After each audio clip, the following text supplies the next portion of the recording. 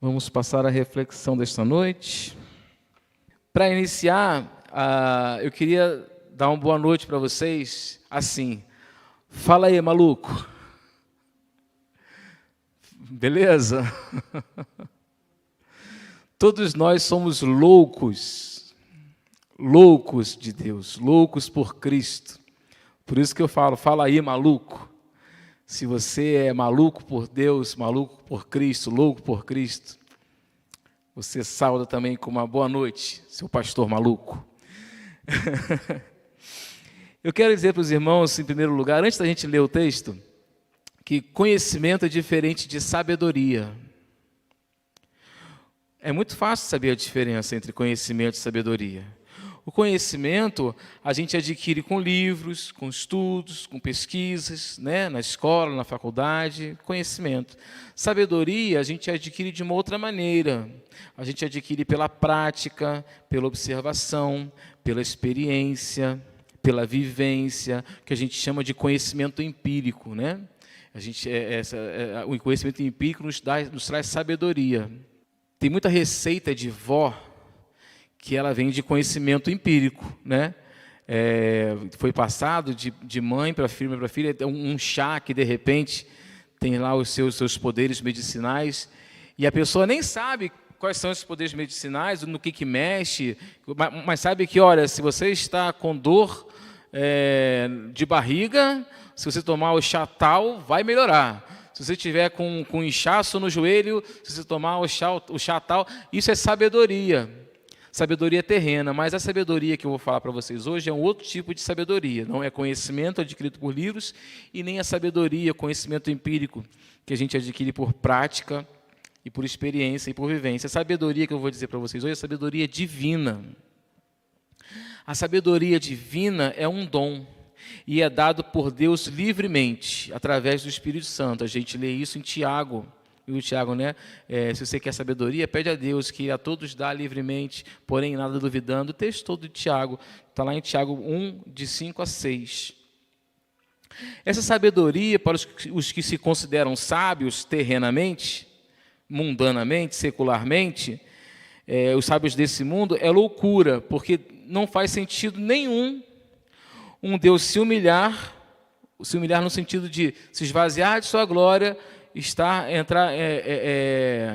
encarnar num corpo corruptível para morrer por um monte de gente que não merece.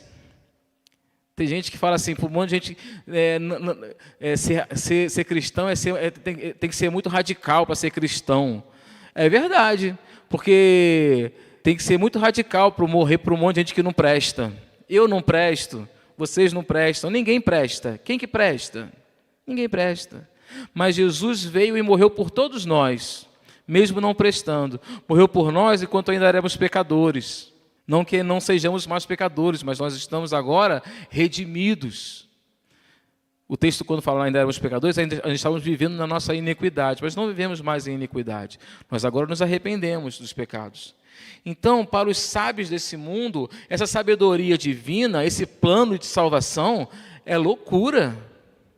Como é que pode um ser imaterial, que é Deus, que Deus é Espírito, entrar num tabernáculo, que é um corpo corruptível, temporal, que sofre?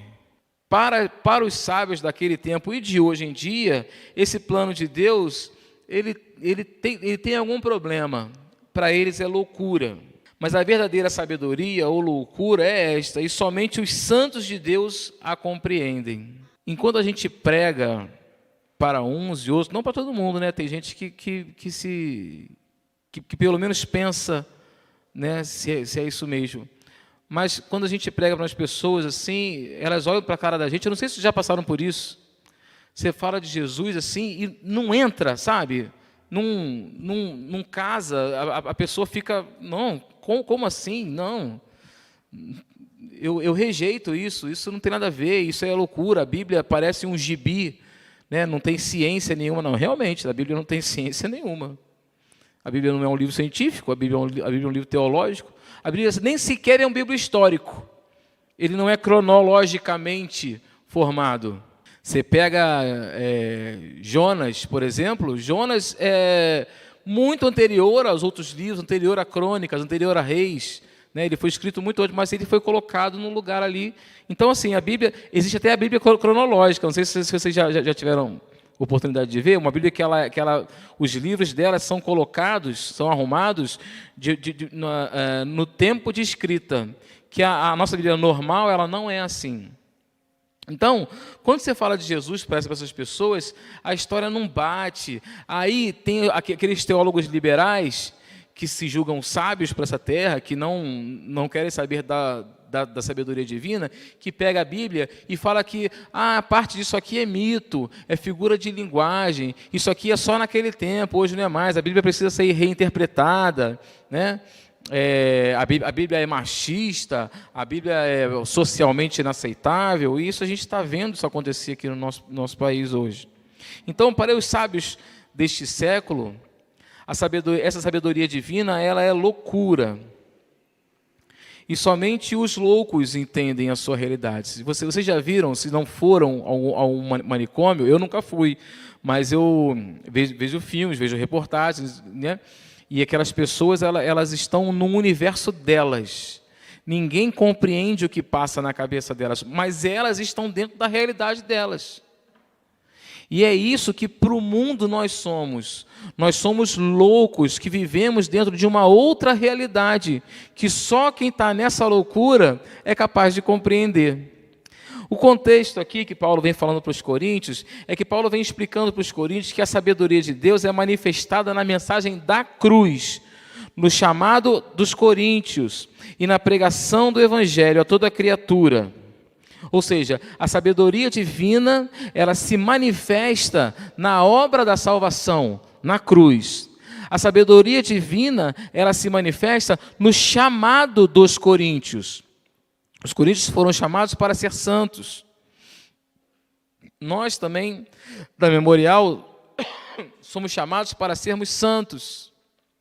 A central, a primeira, da Beira-Linha, a da Barra, todos os crentes são chamados para ser santos. E só quem é chamado para ser santo entende essa loucura, vive nessa realidade do agora e do ainda não. Nós já somos o povo de Deus, já estamos debaixo do reinado de Deus, mas ainda o reino não está totalmente estabelecido. Então nós vivemos nisso, nós somos regenerados, somos nova criatura, mas ainda vivemos no corpo corruptível. Isso parece loucura. E às vezes a gente fica meio doido com isso também, não entendendo isso. Mas só os santos de Deus entendem essa loucura. A sabedoria de Deus, ou a loucura para nós homens, resulta na nossa salvação. E o tema da mensagem que eu vou trazer hoje para os irmãos é essa, que é a sã loucura da salvação. A sã loucura da salvação. E aí eu quero fazer uma pergunta para os irmãos. Vocês fazem parte do manicômio de Deus? Vocês fazem parte desse manicômio onde só a gente entende essa realidade? Vamos ao texto. Eu vou enfocar só no versículo 30 e 31, mas eu quero ler a partir do 26, tá? 1 Coríntios, capítulo 1, versículo 26, mas nós vamos dar ênfase somente ao 30 e 31. O 26 em diante é só para a gente entender do que Paulo estava falando. Irmãos, considerem a vocação de vocês. Não foram chamados muitos sábios segundo a carne, nem muitos poderosos, nem muitos de nobre nascimento. Pelo contrário, Deus escolheu as coisas loucas do mundo para envergonhar os sábios, e escolheu as coisas fracas do mundo para envergonhar os fortes. E Deus escolheu as coisas humildes do mundo e as desprezadas e aquelas que não são para reduzir a nada as que são, a fim de que ninguém se glorie na presença de Deus. 30 e 31. Mas vocês são dele, em Cristo Jesus, o qual se tornou para nós, da parte de Deus, sabedoria, justiça, santificação e redenção, para que, como está escrito, aquele que se gloria, glorie-se no Senhor. Primeira coisa que nós precisamos aqui ver no versículo 30, É que, mas vocês são dele em Cristo Jesus. Quer dizer que desde a origem do universo, você está programado para ser de Jesus Cristo. Isso não tem nada a ver com a eleição, não. Isso tem a ver com soberania, plano soberano. Você está programado para ser um louco de Deus. Essa é a origem, a sua origem. Se desde antes da fundação do universo já se conhecia o efeito do sangue do Cordeiro, você também já era conhecido como uma pessoa que era santo de Deus. Em Cristo significa um estado relacional com Deus no mais alto grau. Por exemplo, aqui está falando, vocês são dele em Cristo Jesus. Em Cristo Jesus, que nós somos de Deus, nós somos de Deus em Cristo Jesus, por causa de Cristo Jesus e estando nele. E aí eu coloquei aqui uma observação muito grande, que Cristo não é uma energia, preste atenção. Você estar em Cristo não quer dizer que o seu espírito está mergulhado em uma energia, mas o seu espírito caminha tão junto nele, com Cristo, e que por causa disso vocês são de Deus. Isso quer dizer um relacionamento totalmente íntimo e próximo. É o mais alto grau de relacionamento. Em Cristo Jesus, nós somos de Deus. Estar nele também é se relacionar com quem também está nele. Ou seja, nós estamos em Cristo Jesus, temos um relacionamento, um alto grau de relacionamento com Jesus Cristo, nós também temos um relacionamento com quem também está em Cristo. Sendo assim, não há cristandade isolada, não há cristandade murmurante acerca do irmão, não há cristandade que seja dividida, não há contenda na cristandade, porque todos estão em Cristo. Se você se levanta contra um irmão em Cristo, você se levanta contra o próprio Cristo. Quem traz condenação para você é você mesmo. Não há cristandade isolada. Não há cristandade dividida. Segunda parte do versículo 30, o qual se tornou para nós da parte de Deus. Quer dizer que através de Cristo recebemos 4 coisas. Sabedoria, que é dom de Deus. O que é a sabedoria de Deus? É a revelação e o entendimento da obra salvadora. É dessa sabedoria que Paulo está falando, que é a sabedoria que Deus dá, que é loucura para os sábios, e que ele fez loucura a obra da salvação, justamente para reduzir quem se acha muito grande, reduzir a nada. Reduzir as que são, para que as que não são. Não chamou pessoas de nobre nascimento. Não. Ele tornou humilde o reino dele. O reino dele é dos humildes, porque ele humilhou. Porque toda a glória seja feita por ele, para ele, com ele e nele. É ele que faz. E a sabedoria, que para muitos é loucura, é uma das obras de Jesus Cristo. A segunda é justiça. A justiça que Cristo pôs ao alcance do homem. Nós somos justificados. Justificados não quer dizer não culpados. Não quer dizer descondenados. Nós temos culpa. Nós temos o pecado, mas Cristo nos justifica. Deus olha para nós através do sacrifício de Jesus e nos vê como justos. Olha só, isso não é loucura? Quer dizer, então, tudo que eu fiz, tudo que eu sou, pecador, uma pessoa com a fé vacilante, uma pessoa que às vezes briga com Deus, às vezes acha que Deus nem existe, pede perdão depois, mas a Bíblia pergunta, onde está, Senhor? Será que você existe mesmo? Né? Então, essas dúvidas que permeiam o nosso coração pecador, quando nós estamos em sofrimento. Tem um amigo meu, Daniel, a igreja conhece, quando ele pegou Covid, Ele chegou a ficar zangado com Deus, pastor também. Chegou a ficar zangado com Deus. Eu falei, Deus, então é isso mesmo? Eu vou morrer, meu filho vai morrer, vai todo mundo morrer? Acabou? Né? Aquela época que o Covid estava muito, né? Se pegar, morre mesmo. Então é isso mesmo? Sabe, assim, a gente tem uma fé muito vacilante, mas apesar de todo esse pecado que habita em nós, a sabedoria de Deus, o dom de Deus, a loucura de Deus nos traz justiça. Olha só que loucura. Quer ver mais loucura? Além da justiça, ele nos traz santificação. Não fazemos o processo de santificação não é pela nossa força. É claro que nós precisamos estar sensíveis ao chamado de Jesus Cristo. Precisamos estar com o coração tranquilo, não com dura cerviz, não com rebeldia. Mas assim, é Deus que vai nos santificando o coração. É Deus que vai santificando as nossas atitudes, o nosso pensar. Deus que vai colocando os sentimentos corretos no nosso coração. É Deus que vai aumentando a nossa fé. Ele é autor e consumador da nossa fé, Jesus Cristo. Então o nosso processo de santificação está todo atrelado a Ele. Olha só que loucura. Olha só que loucura. Quem sou eu? Quem é você? Diante da majestade, da soberania de Deus. Mas Ele quis resgatar cada um de nós aqui presente. Que loucura! E a quarta loucura é a redenção, ou seja, no último dia, no julgamento final, na consumação dos séculos, nós seremos redimidos. Nós estaremos com Deus para sempre. Apesar de tudo que a gente faz de errado, Deus quer estar conosco. Deus nos quer por perto. Olha que loucura!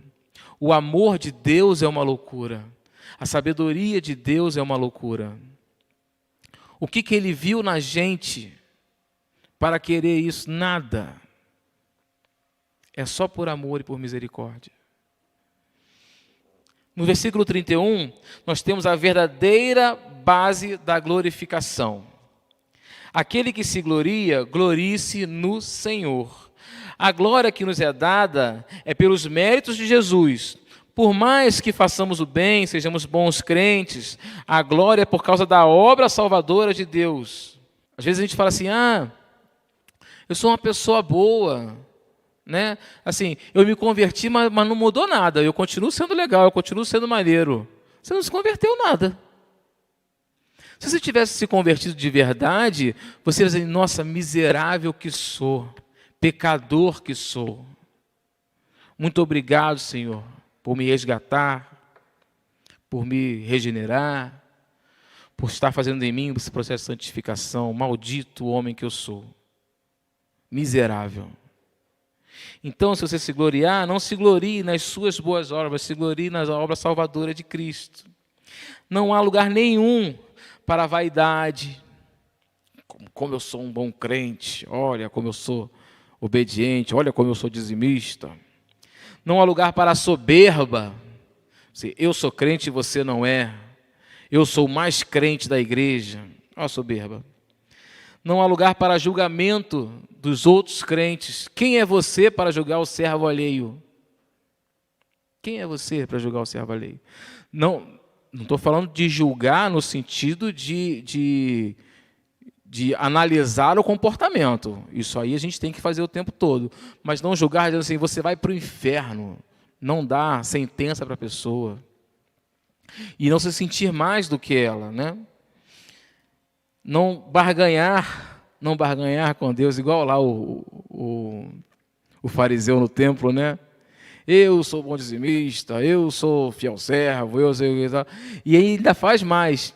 Ainda, Senhor, o Senhor vai me abençoar nisso, porque o Senhor sabe, né, que eu sou um crente. Olha só a barganha que faz com Deus. Muitas igrejas fazem isso, né? Coloque aqui tudo que você tem diante do altar e Deus vai te dar em dobro, em triplo. Isso é barganhar com Deus. Fazer propósito. Não, eu vou deixar a barba crescer, eu só vou cortar a barba quando Deus me der. Cris me mata se eu fizer isso. Fazer barganha com Deus, ver se pode. Quem é você? O que você tem que Deus não tem, que você possa oferecer a Ele? Parece até que Deus está pedindo, pelo amor de Deus, para que você o adore.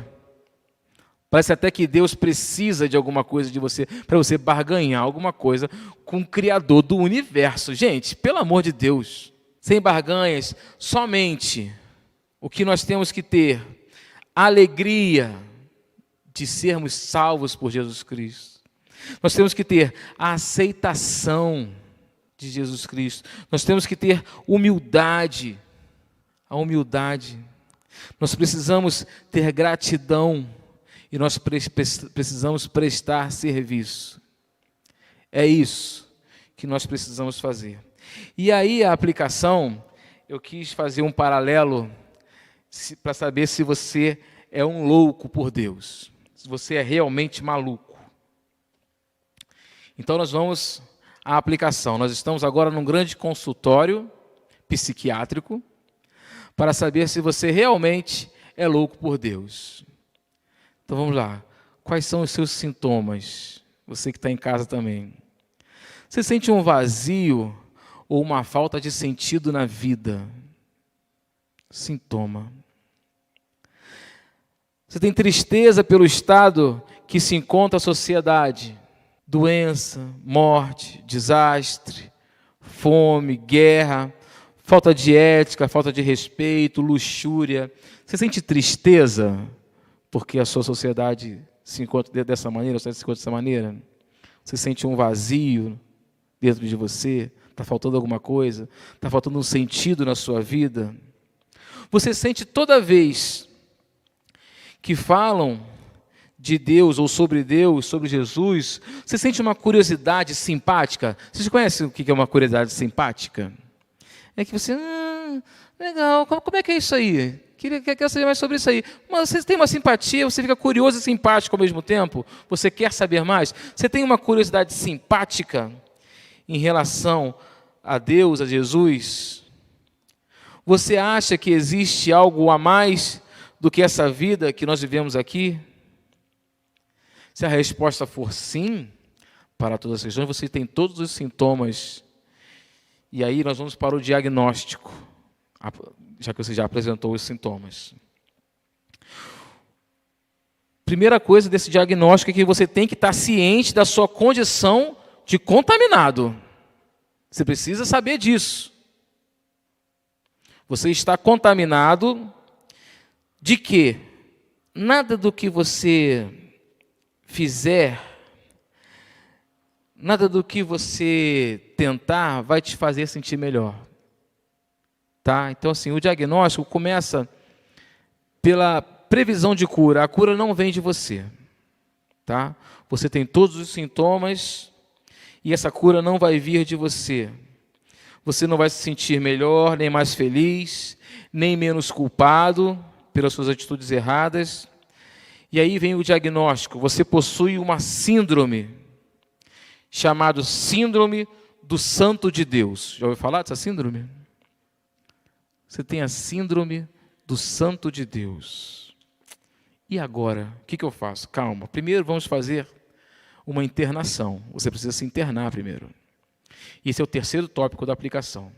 Se você possui a Síndrome do Santo de Deus, a primeira coisa que você tem que fazer é procurar imediatamente um hospital. Algumas pessoas chamam esse hospital de Igreja de Jesus Cristo. Então, nesse local você terá acesso a pessoas capacitadas e com conhecimento de causa. Porque todas elas passaram por esses sintomas que você está passando. E elas vão poder te ajudar. Também lhe será administrado doses eficazes de um remédio chamado palavra. Esse remédio, ele é um potencializador imbatível para o elemento que ajuda nos sintomas da síndrome. Esse elemento recebe o nome de fé. Então, você vai procurar se internar num hospital, que as pessoas chamam de Igreja de Deus, e vai receber doses de palavra para potencializar a sua fé. E qual é o tratamento que nós vamos ter nessa internação? Deixa eu pegar uma água aqui. É uma operação muito complicada.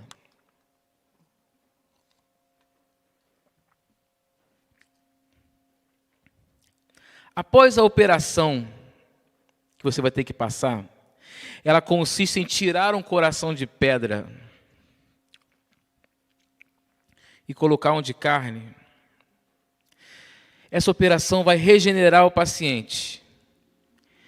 Mas ainda assim, depois da operação, será preciso algumas pitadas de oração, uma dose de leitura da palavra, uma medida de arrependimento, um copo de adoração com humildade e uma injeção de esperança. Amor à vontade.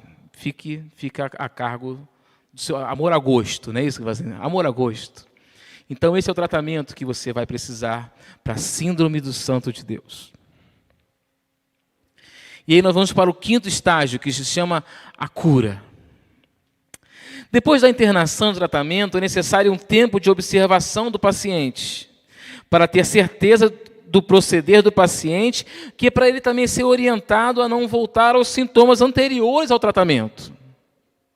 Vazio, falta de sentido na vida, né? Então, depois que se opera, a gente fica em observação, o paciente fica em observação. Ele foi curado, mas ele tem que ficar em observação. E ele tem que ser orientado para não voltar às antigas práticas e os antigos sintomas. E aí nós vamos para o 6º passo, que é a alta. Pronto. Agora você é oficialmente um louco por Cristo. E a sua missão agora é ajudar no tratamento de outras pessoas que possuem a síndrome do Santo de Deus, mas que não vão encontrar a cura se não tiverem quem fale sobre o tratamento. Esse tratamento precisa ser divulgado. O médico-chefe do corpo, né, dos médicos, o médico-chefe, estará sempre te ajudando e orientando para o sucesso desta missão. Então, meus irmãos, vocês têm o 1º passo, que é o sintoma, o 2º é o diagnóstico, o 3º é a internação, o 4º é o tratamento, o 5º é a cura e o 6º é a alta. Você é louco por Cristo? Para concluir, meus irmãos,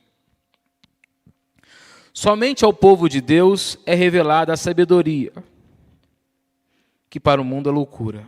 Somente ao povo de Deus. Somente o povo de Deus, os santos de Deus, possuem a revelação da loucura, que para o mundo é loucura, para nós não é. Para nós, a obra da salvação faz todo sentido. Loucura para nós é o rumo em que o mundo se encontra, com guerras, falta de amor, excesso de vaidade, sede de poder, fome de ganância, falta de fé. E isso tudo para a gente é loucura. A obra salvadora, o plano da salvação de Deus não é loucura.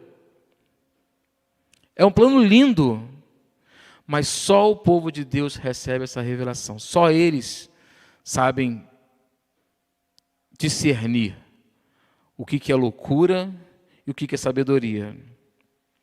O homem procura a própria perdição e morre por coisas que não são eternas, enquanto as que são desprezadas. Olha que loucura. No mundo de hoje, vale o que vai ficar no mundo quando você morrer? Como assim? Isso é muito mais loucura do que sabedoria. Isso sim é loucura. Não podemos desanimar, nem desistir, nem nos acovardar, e muito menos nos amoldar, negociar, equilibrar, fazer parte. Então vamos lá. Não podemos desanimar, temos que ser perseverantes na nossa loucura. Não podemos desistir, por mais difícil que seja. Desistir, resistir. Não podemos nos acovardar, não podemos nos calar. Lembra do cego lá que gritou, Jesus, filho de Davi, e falou assim, não, você está perturbando, para de perturbar, e ele gritava cada vez mais alto. Não podemos nos acovardar.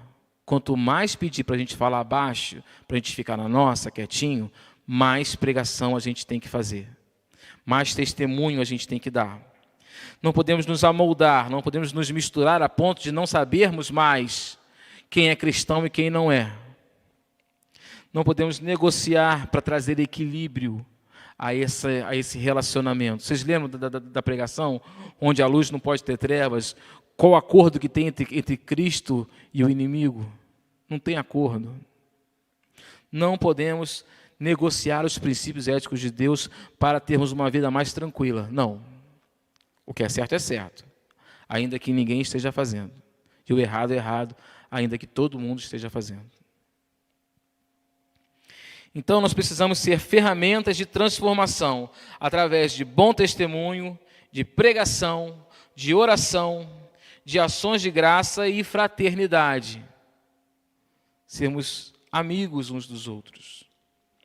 Seja um louco por Cristo. Amém?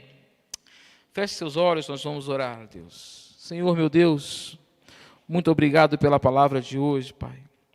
Muito obrigado pelo discernimento que o Senhor nos dá acerca da obra da salvação, acerca da sua palavra. O Espírito Santo sempre nos iluminando para entendermos os seus propósitos em nossas vidas. Senhor, meu Deus, nos faz cada vez mais sábios em Ti e loucos para o mundo, para que a gente não se misture com as coisas erradas e que a gente não venha praticar as coisas erradas em prol de um bom relacionamento. O nosso bom relacionamento, primeiramente, nós queremos que seja com o Senhor. O Senhor é a primeira de todas essas coisas. É o nosso principal objetivo. É a prioridade das prioridades. Senhor, meu Deus, abençoa a nossa semana, que ela seja produtiva, que ela seja de paz, que ela seja de amor, de reconciliação, de perdão, Senhor. Coloca no coração de cada um aqui, de cada um que nos acompanha, que o Teu amor nos invade, nos enche e nos transborda. Esteja com todos aqueles que estão em casa, abençoa nossas vidas. Em nome de Jesus Cristo. Amém. Amém.